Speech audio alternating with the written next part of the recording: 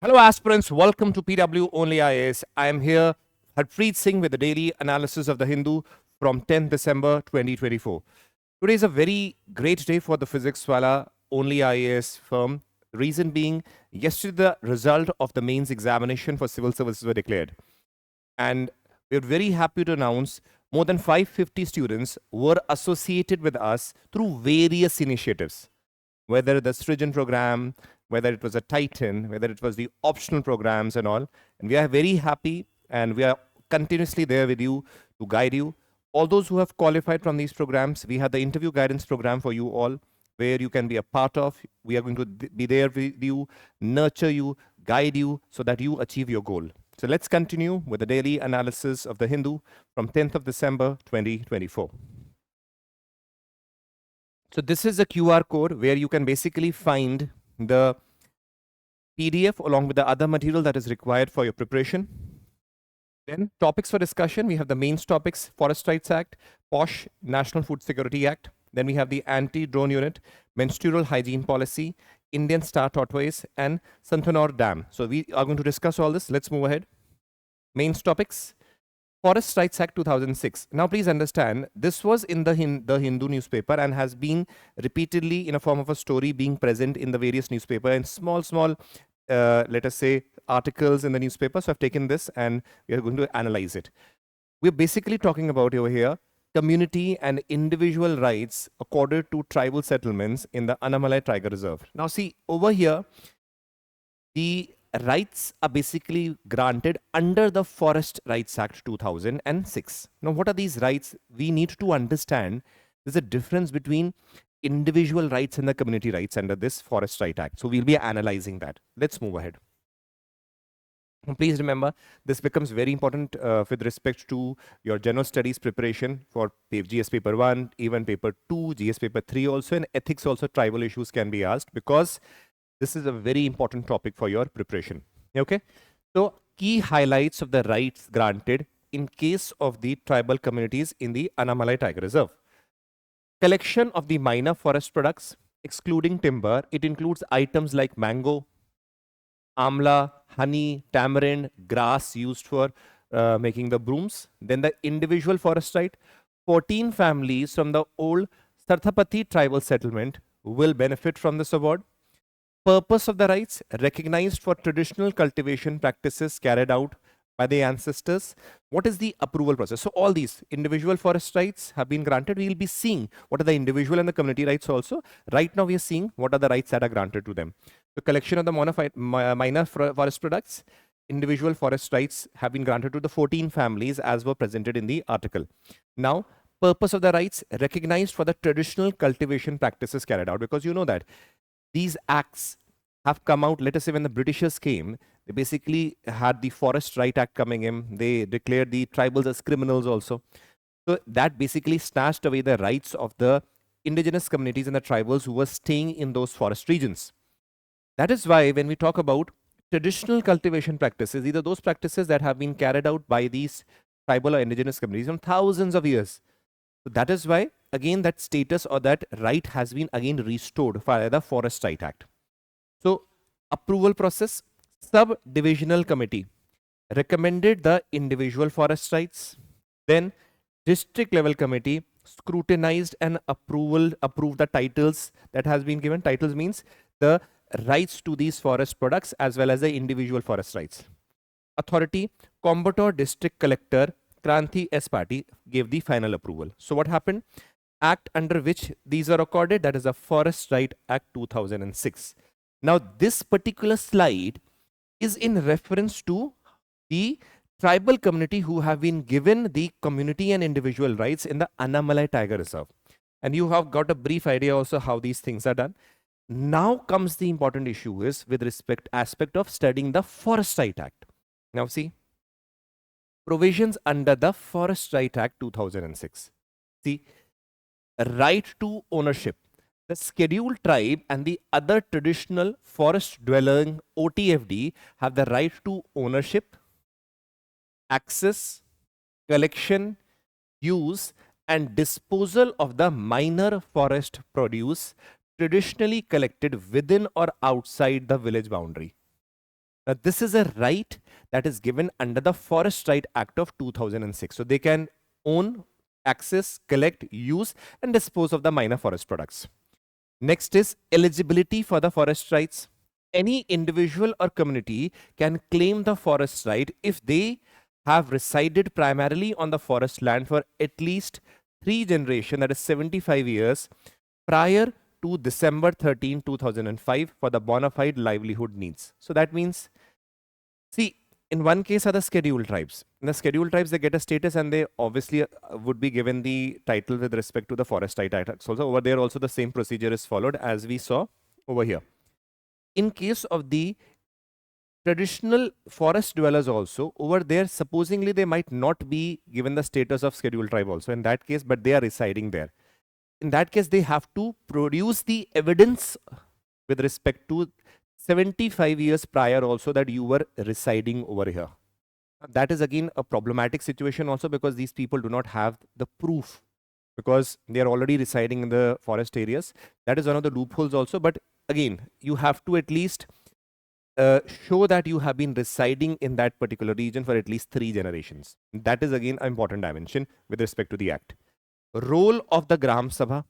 The Gram Sabha initiates the process to determine the nature and extent of the individual forest rights, that is IFR, and the community forest rights, CFR, for the forest dwelling scheduled tribes and the other traditional forest dwellers. So that means the scheduled tribes who are dwelling in the forest and the others OTFD who are not necessarily scheduled tribes but dwelling in the forest. So that is why this 3 generation clause is applicable to them. Next is nodal agency. It is a Union Ministry of the Tribal Affairs, which is a nodal agency for the implementation of the Forest Rights Act of 2006. Now we have got to know about the brief idea with respect to the provisions. Now other provision and aspect, types of rights recognized under the Forest Right Act. So what rights does the Forest Right Act basically recognize? See, land rights. Forest dwellers are granted ownership of land as they cultivate, subject to the maximum of 4 hectares per family. Right?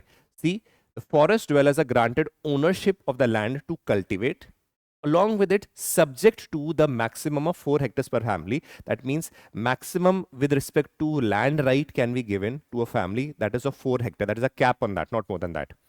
And ownership is only for the land currently cultivated. No new land can be granted. This is important. That means ownership with land currently being wherever the cultivation is going on, only there. No new land is granted to the people over there, right? Next, land cannot be sold or transferred except through inheritance. That means restriction is imposed. That means if a land has been given to them, the coming generation can inherit it, but you cannot sell it to someone else. That is, a restriction is imposed on that. Otherwise, a lot of scams would start arising where buying and selling of land and the outsiders coming to those regions will arise. Second is use rights. Includes the right to extract the minor forest products like we had seen bamboo, tendu leaves, herbs, medicines, and right extended to grazing areas and the pastoral routes. Along with it, timber is not included in the forest products. Otherwise, what will happen? People will start cutting the trees. That is why timber is not in that.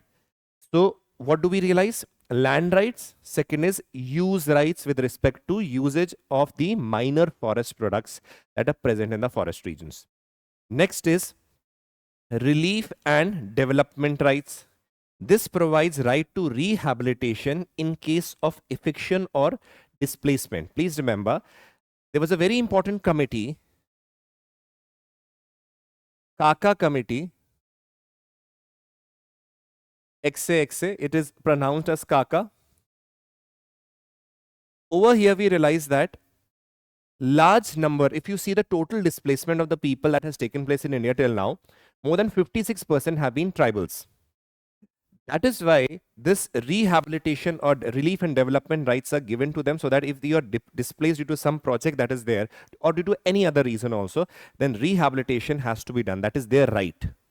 So ensures access to basic amenities without restriction for the forest production. Next is forest management rights. These includes right to protect, regenerate and conserve or manage the community forest resources in a sustainable manner.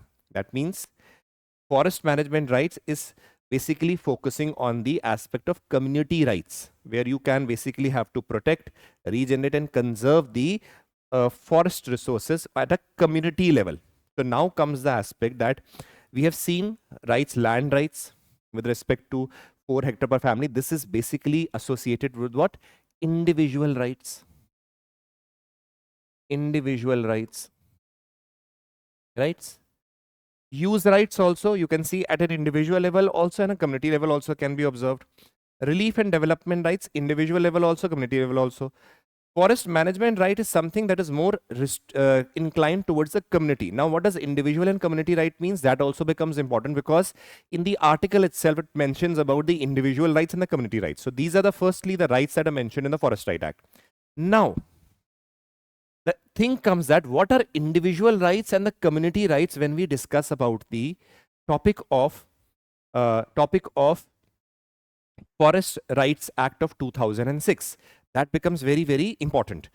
So, nature of right under the individual forest right granted to individuals.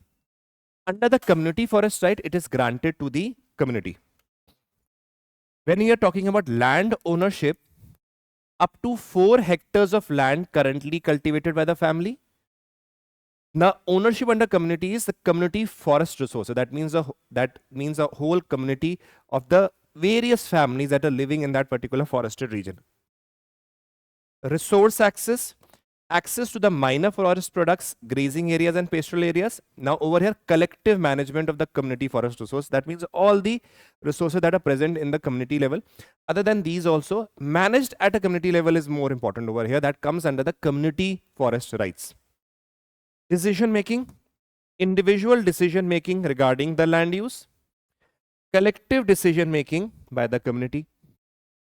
Fifth, eligibility. Individuals who have resided on the forest for at least 75 years, communities that you have used traditionally or dependent on the forest resources, they come under the community forest reserve. So this is the difference between the individual rights and the community rights when we talk about from the aspect of the Forest Rights Act.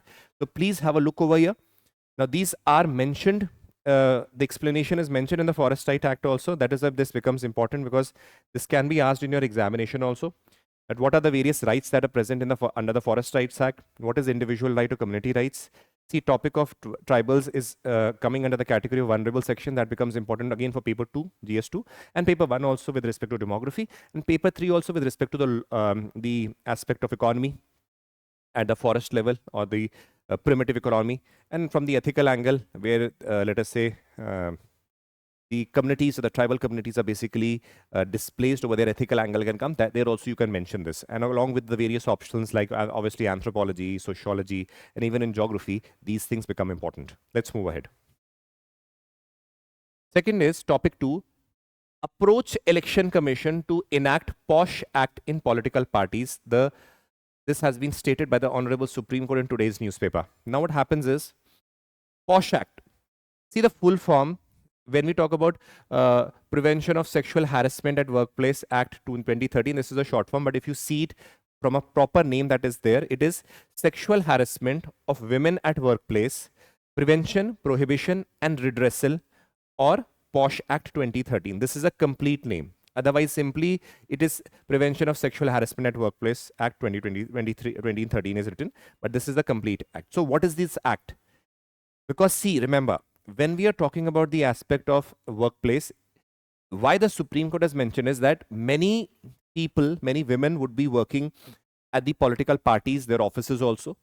Over there also, there's a possibility that women might be facing various forms of sexual harassment, but they cannot mention it or talk about it because of, let us say, they do not want to lose their job. The Supreme Court has basically said that the political parties at their level also should have this POSH Act implemented because that is also workplace. Now see, let us go to the origin of this particular act. What is this act? What are the certain provisions in this act that should be analyzed by us? Let's go ahead.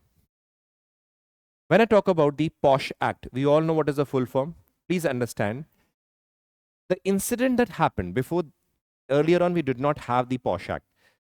In 1992, Bhanwari Devi, a social worker with the Women Development Project of the Rajasthan government, was gang raped by 5 men after she tried to prevent the marriage of 1-year-old girl. When this particular lady prevented a child marriage, she was gang raped by 5 men. Now, Supreme Court action, one of the instances. Later on, we realized that cases came to the court, trial started, then realized that during the trial, Supreme Court noted that absence of any law against the sexual harassment at workplace and laid down a set of guidelines in 1997. These are known as the Vishakha guidelines.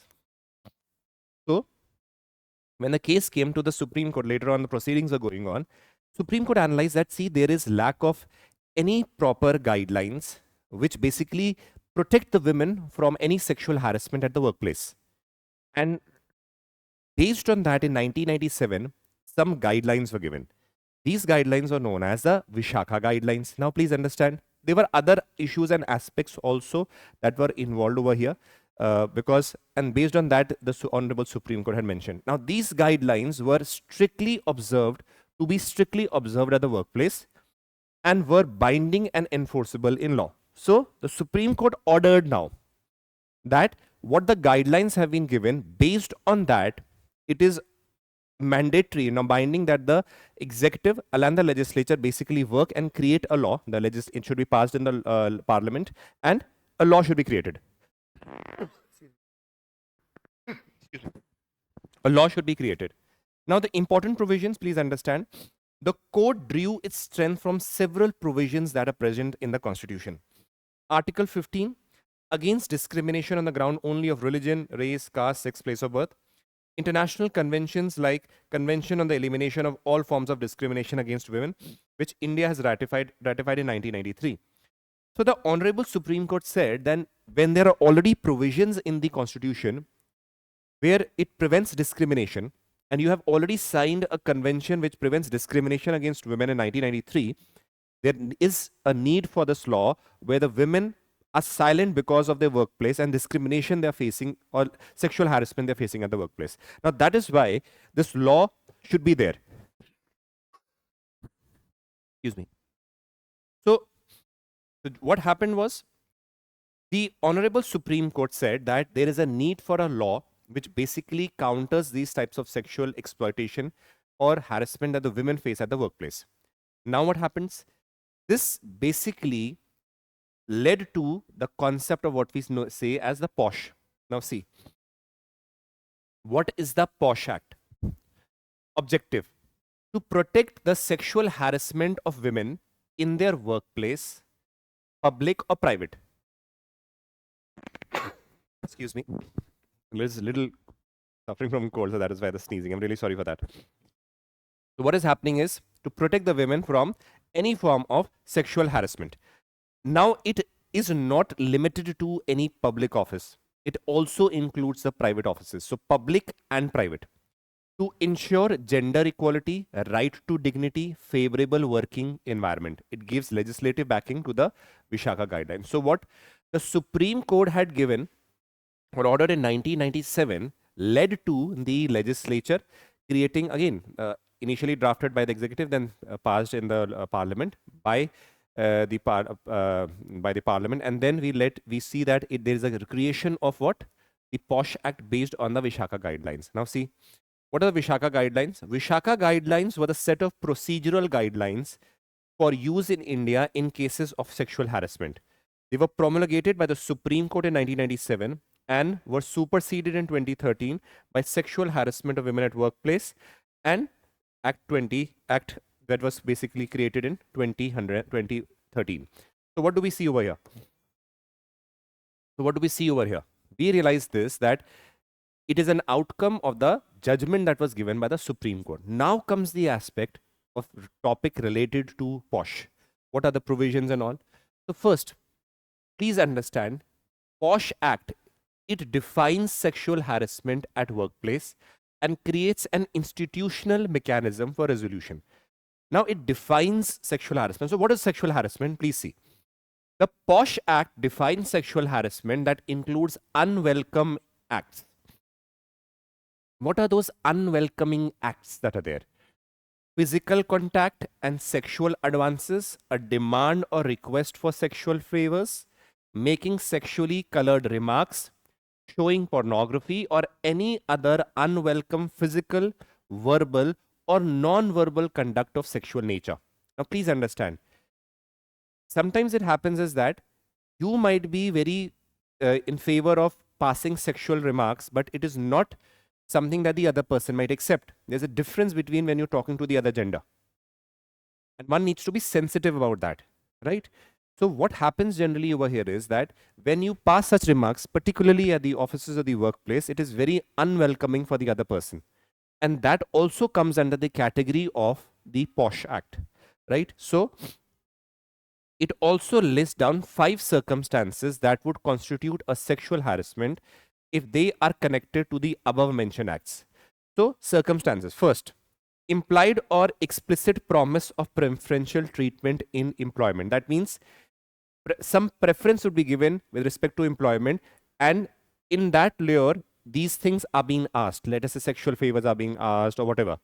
Then implicit or explicit threat to detrimental treatment, or in case they said, we will destroy your career, we will, let us say, detrimental to the your work culture will be made such toxic if you do not give all this stuff. That also is again under the category of POSH.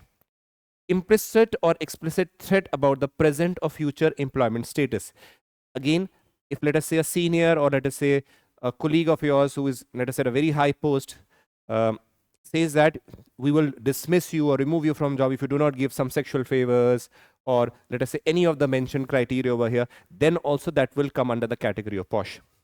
Inference with the work creating intimidating or offensive or hostile working environment. So a very let us say hostile environment is created on the part of certain people or group of people or some or individual, where in a layer we are basically asking for some kind of sexual favors, would basically result in them coming under the category of the POSH Act. Along with it, humiliating treatment likely to affect the health and safety. What do you mean by humiliating treatment? Please understand what generally happens is, when we are with the friends, it is very easily assumed that we might pass a remark, right? Let us say a very sexually colored remarks are passed to some colleague or someone who you do not know also, but is a colleague of yours or in the office, and there are other people also there. In that case, you are not only humiliating that treatment person at an individual level, but also among the people. That will also come under the category of sexual harassment. That is why, please remember, all these things have been mentioned very categorically in the POSH Act of 2013. So this is what the comprehensive definition of sexual harassment is there. Now let's move ahead. Coverage. The Act covers both the public and the private sector, organized and unorganized sector, irrespective of her age or employment status. All of them are covered here. Next. So if we see, this is the first point where the definition is there. Second is the coverage. Third is the employer. The definition of employer and workplace is also wide to cover both the traditional office setups and contemporary setups like the gig working are included in that. This is very important. Even the gig workers are included in this. Earlier when we saw that gig workers are considered, let us say, an informal sector as per the definition by the labor code, but we realized that unorganized sector is also covered in this. So that means the gig workers would also be covered. That is a very important thing. ICC, this is Internal Complaints Committee. Each employer is required to set up an internal complaint committee at each office and branch with 10 or more employees. Any company or office where more than 10 employees are there, you have to have an internal complaints committee, where in case certain complaint is filed, that committee is going to meet and see what the issue is and then come to a solution or how to deal with it, right? So next is inquiry. The committee is required to complete an inquiry against any complaint and received within 90 days. Inquiry process should be confidential. Fifth, awareness. Act also requires employers to develop policies against sexual harassment and spread of awareness about the internal complaints committee. Sixth, penalties. Penalties have been prescribed in case of non-compliance with a fine up to 50,000. The Act also has penal provisions to ensure safeguard against false or malicious complaint. Now, it is quite possible that a employee, let us say a girl, files a fake complaint against her boss, saying that he was trying to pass unwelcoming remarks. And in order to, let us say, having malicious intent in her mind. So in that case, in case that is also done, then action will be taken against that particular lady also. Next is tackling fake complaints. Section 14 of the Act deals with the punishment of false or malicious complaint and false evidence. So these are the provisions. Now, if you move ahead, what are the implementation challenges? What are the problems that are associated with this? Most of the organization at the ground level have not constituted the mandatory ICC, that is the Internal Complaints Committee. That is one of the most problematic issues, that most of the companies are not even having the Internal Complaints Committee who are going to basically adhere to any complaints that are filed. When it is not there, what happens is generally the complaint that is suppressed and does not even come into limelight. Then lack of expertise of ICC members in handling the sensitive and quasi-judicial investigation in nature. Because what happens, the internal committee members, complaints committee member who are made the members might have no knowledge about how to deal with it. They might be the members just because they are in some position and that basically makes them eligible for the membership.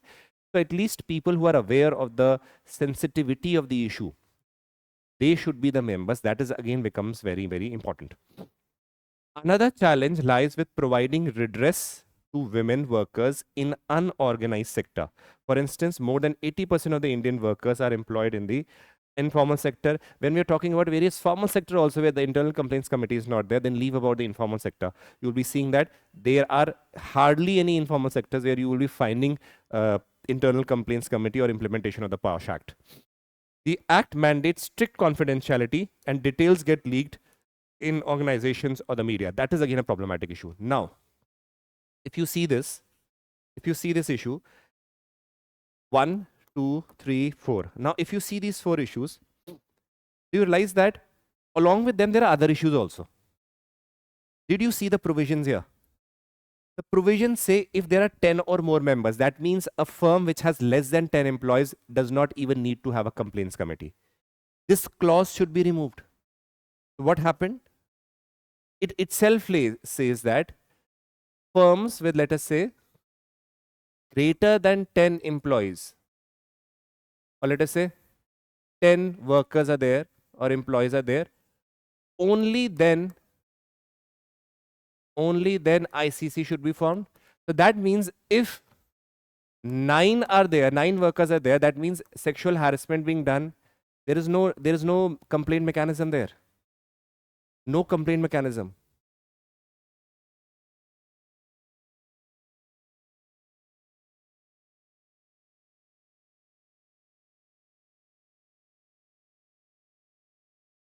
That is what the issue is.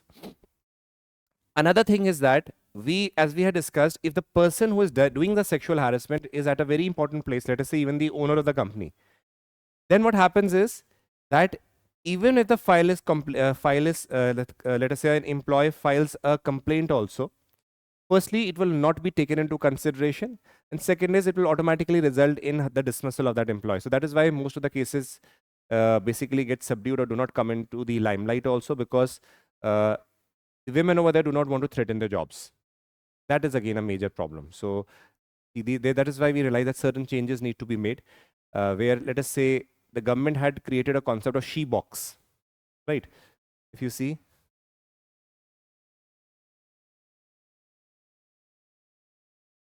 now this is for the central government employees right now, where the women facing any problems with respect to sexual harassment also can basically file a complaint over here.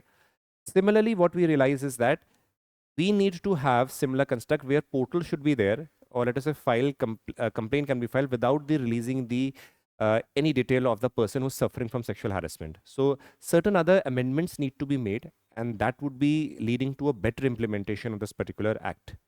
Let's move ahead. National Food Security Act, still driven by figures from the 2011 census, the lawyer tells the Supreme Court. A major issue. Just have a look at this. If you see this, you will analyze what the problem lies. See, when you see the provisions, let us first see what National Food Security Act is. Then we'll analyze the problems that this particular article mentions. Very important article. See, when I talk about the National Food Security Act 2013, see here, it was notified on 10th September 2013. What is the objective? To provide for food and nutritional security in the human life cycle approach by ensuring access to adequate quantities of quality food at affordable prices to people to live with a life with dignity. That means food and nutritional security is basically being provided by the National Food Security Act, right? So under this, what happens? 75% of the rural population and up to 50% of the urban population for receiving substantially food grains under the targeted public distribution system. Overall, national food security caters to 67% of the total population. Now, the important thing is this comes to close to 81 crore. We people basically put 80 crore also lovely. 80 crore people. Right? Notified on this, food and nutritional security is basically the major aim over there, covering 75% of the rural population, 50% of the urban population. That means covering approximately 67% of the total population of the country. Now, eligibility, priority household to be covered under that targeted PDS according to the guidelines given by the state government, and household who are covered under the existing Antyodaya Anna Yojana are also basically covered under this. Next comes provisions. What are the provisions? 5 kg of food grains per person per month at rupees 3, rupees 2 rupees or 1 rupees for rice, wheat and coarse grain respectively. That means this, 2 for this, 1 for this. Clear? So this 5 kg of food grains at per person per month for rice, wheat and coarse grain. Now the existing Antyodaya Anna Yojana household will continue to receive the 35 kg of food grains per the household per month. Now please remember, Antyodaya, those who are the most poorest of the poor. For them, the provision of 35 kg of food grains is again going to continue under this particular act. Meal and maternity benefit for not less than 6,000 rupees to pregnant women and lactating mothers during pregnancy and 6 months after the childbirth. This has to be a very, very important provisions with respect to 6,000 rupees. This is very important. You need to remember this because sometimes it is asked under the National Food Security Act. Meals for children up to 14 years of age. Food security allowance for beneficiaries in case of non-supply of entitled food grains and meals. Now, please understand, in case the supply of food grains is not there and not available during that time, in that case, the food security allowance or monetary allowance would be given to the people. This is again in order to prevent any discrepancy, because see what happens sometimes, people tend to say that the food grains are not available. So then what happens? The person who has to get the food grains will be suffering from, let us say, hunger. In order to counter that, the food allowance, food security allowance is given in case of the non-availability of the food grains. Setting up of grievance redressal mechanisms. Now, why this is important? Now, these grievance redressal mechanisms are set up at district level and again at the state level to deal with the cases of district issues, where any problem that arises has to be resolved over here through the district and the state level grievance redressal committees. Now, this is again all the provisions with respect to the National Food Security Act. Now see, when I talk about the problems, please understand this particular article over here is very interesting. Very interesting. See, first is the provision with respect. Let us see the article. If you see, we saw that 67% population is covered, right? The problem that arises is this comes to close to 81 crore. Now this 81 crore is basically out of 121 crore people according to what? According to the 2011 census. But but but in reality, the population is close to 140 crore people. Now 80 crore out of 121 crore is what is being met, but there are other people who do not have the access to it because they are not even in the list. What does it create? It basically, now this results in exclusions. This is what is being mentioned. That means, that is why we say updation of census being delayed also is creating a lot of problem. Now if we move ahead, you will be seeing issues of corruption is a major problem. Leakages, a lot of leakages happen with respect to food grains. That is again creates an issue. Then lack of proper storage of food grains.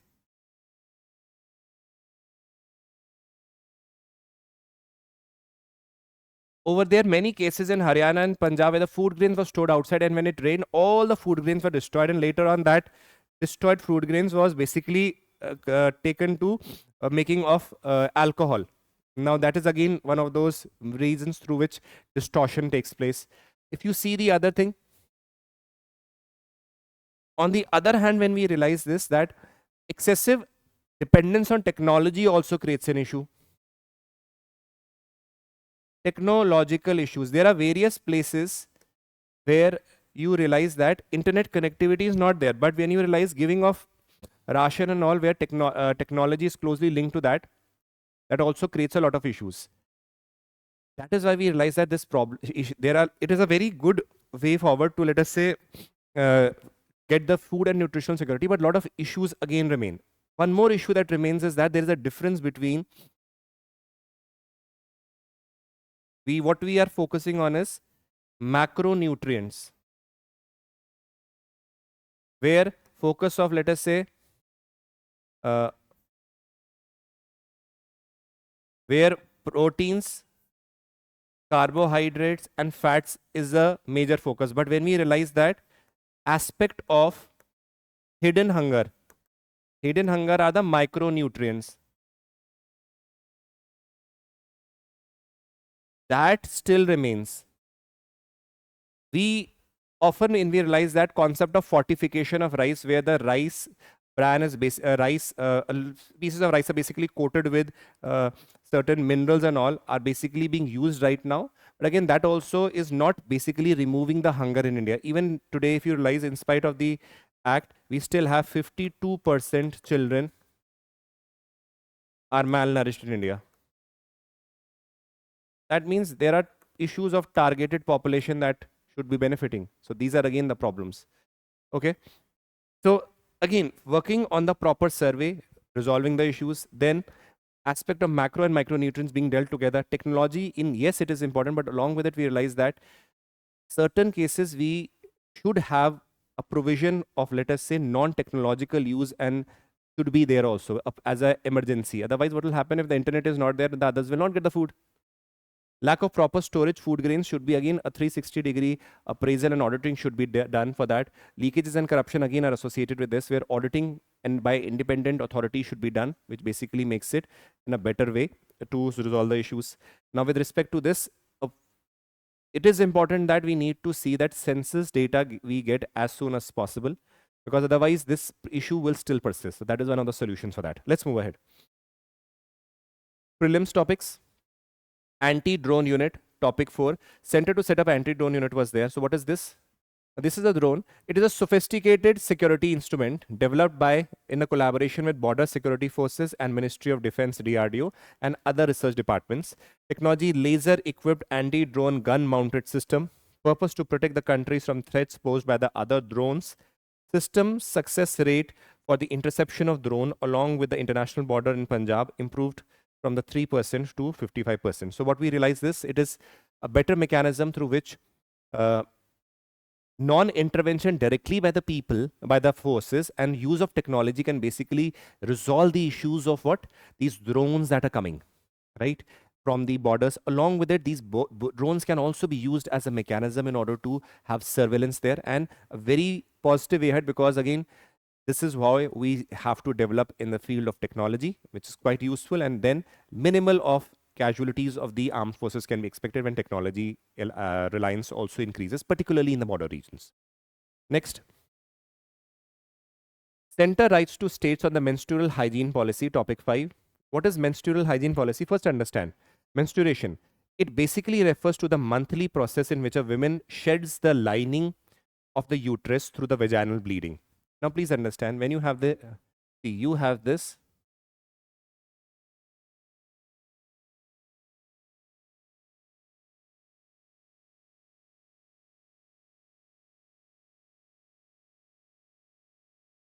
Now see, these are the ovaries. These are the fallopian tube. Fallopian tube. This is the lining. Every month, remember that the uterus prepares itself for, let us say, possibly the let us say fertilization will take place and the implantation process will start. But for that, there is, let us say, thickening or hardening of the inner lining of the uterus. In case the implantation doesn't take place, then what happens? The inner lining is basically shed. The shedding of the inner lining basically leads to bleeding and what we see as menstruation. That is why shed of the inner lining through the vaginal bleeding. Now, please understand this. This becomes very, very important over here to understand this policy. What is the view? Menstrual hygiene policy. The menstrual hygiene policy recognizes menstruation as a natural body process for all who menstruate, including girls and women, reproductive age, addresses the long-term standing challenge associated with the menstruation in a country. Because many times we see discrimination because of that. Women might be told to even move out of the houses, stay in a shed during the time of menstruation. They might be restricted from doing puja also. They might be restricted from even going to the kitchens also. So again, there are a lot of stigmas that have been associated. If you talk about North India and South India, even the time when menarche is basically the start of menstruation, and menopause is the end of menstruation cycle in the fertile age. So if you see over here, menarche and menopause. Now this generally can happen, let us say 14, depending on, let us say 15 on an average, and this is, let us say 45 to 50. This is a fertile age of a woman. Now, in menarche is basically celebrated in various parts of South India. In North India, we take it from a very different perspective. And that is why we realize a lot of stigma that is associated with menstruation is present in North India than in the South India. So again, because of this, we realize that when the menstruation starts, people lack awareness also. Many girls do not even go to these schools during this time.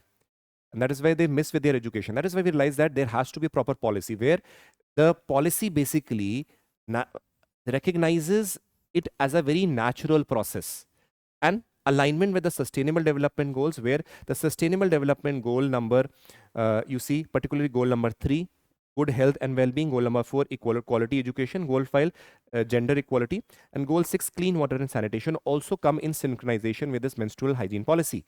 Now, life cycle approach. Menstrual hygiene policy basically is a comprehensive support through the entire menstrual journey, recognizing the unique needs of the individuals from menarche to menopause. Now, menarche, you already know, the start of the menstrual cycle for the first time. Menopause is when it ends. That means it marks an end to the reproductive cycle of the women. Now, what happens is that, what is the policy vision? All girls, women, and persons with menstruation are able to experience menstruation should be safe, healthy, and free from stigma. That is what is important. You realize that if a woman bleeds because of menstruation, people tend to see it from a very negative perspective, and comments are passed. The girl will not like to even go to the school during that time. So these stigma should be shed away. For that, education and awareness of everybody is required, particularly the young ones. Policy goal: access to safe, and dignified menstrual hygiene resources, thereby realizing the full potential of health. Now, please remember, good menstrual hygiene management, that is MHM, will include education, toilet, water, proper soap. We have menstrual products like the sanitary pads, the tampons, these can be there. Then the disposal of these menstrual products. Along with it, additional systematic factors like informed professionals. That means when in a school or college, in school particularly when the menstruation starts, you need to have teachers who should be trained in case, especially for the girls. Girls should be made sensitive during that particular age when the menstruation starts, that there are teachers for you to take care of. You don't need to worry. Positive social norms, policies, and the health services should be there. Now, these are again what is being aimed. Key target through the menstrual hygiene policy. Primary target groups are the young and the adolescent girls, trans and non-binary menstruators, mothers, peers, and the older women in the family who might be facing different forms of discrimination also. Secondary targets are the boys, men, teachers, frontline health workers. Why boys? They are the ones who might be creating the discrimination or creating problems in the school, particularly for the girls. So they should be made aware about the issues. Next are tertiary targets. Key political leaders, socio-political influencers, and network religious leaders, and they're the ones who should spread awareness about that. Like for example, the Prime Minister in a public rally he was discussed about sanitary pads. Now that basically informed what the sanitary pads. It is not a stigma to discuss. That is what again, these are how you can lead at the political level also, leaders can discuss about that. If we move ahead, significance of the menstrual hygiene policy. See, improving the access and affordability, ensuring equity, inclusivity, and education and awareness. These are the major aspects when you talk about. Along with it, providing safe and hygienic facilities, waste management, and environmental sustainability. Now, let us see. Improving access and affordability, that means affordable and available, let us say sanitary pads, tampons should be there. Even government is subsidizing through various firms where easy availability is there. Even various NGOs are involved which are providing sanitary pads free of cost. Inclusivity, that means men along with the women should also be focused with respect to the awareness and education regarding the issues.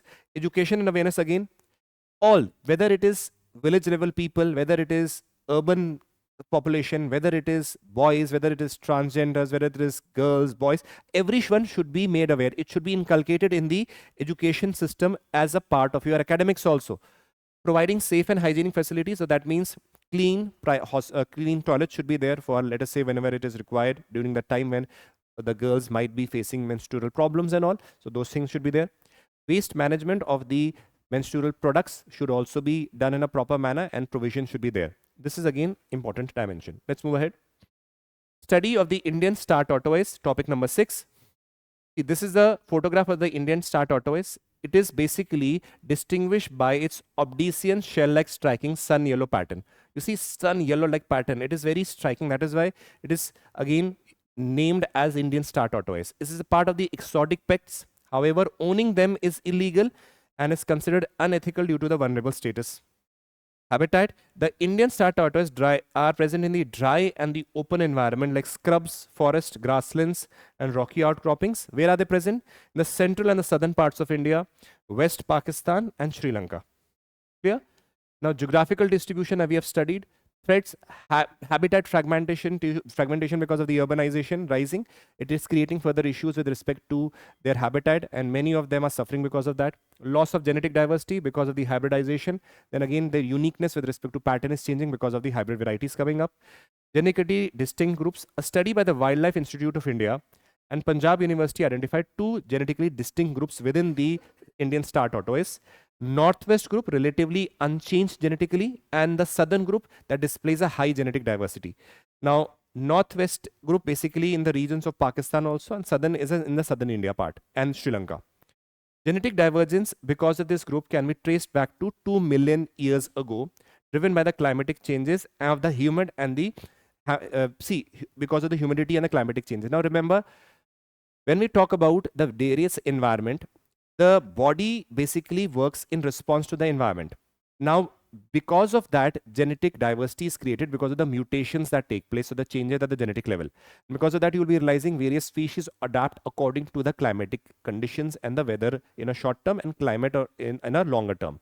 So because of that, certain diversities and changes might come among various species, and that is basically a result of what has come up in northwestern group and the southern group among the tortoise.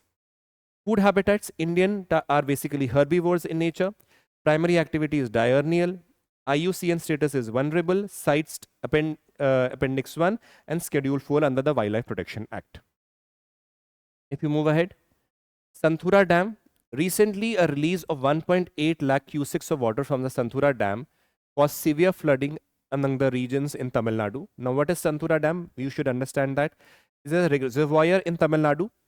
Project was initiated during the first 5-year plan in 1953. It is located in, again, Tharandapet Taluk, again in Tamil Nadu.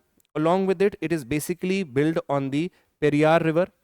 Along with it, it is the third largest dam in Tamil Nadu after the Mittur and Bhavani Sagar Dam. Little bit idea you should be aware of.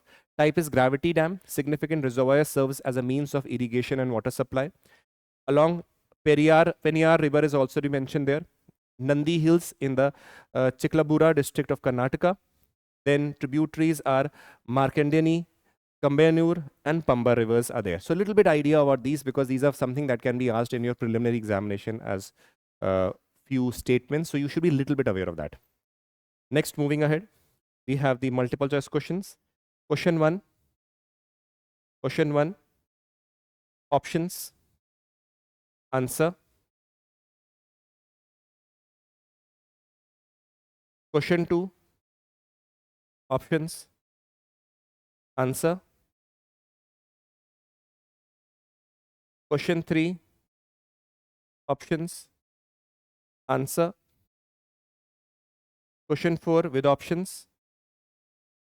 Answer. Question 5. Options. Answer. This was the analysis of the Hindu in today's newspaper. Hope you liked it and enjoyed it. We'll be continuing the lecture for the Hindu analysis tomorrow also. Take care and Jai Hind.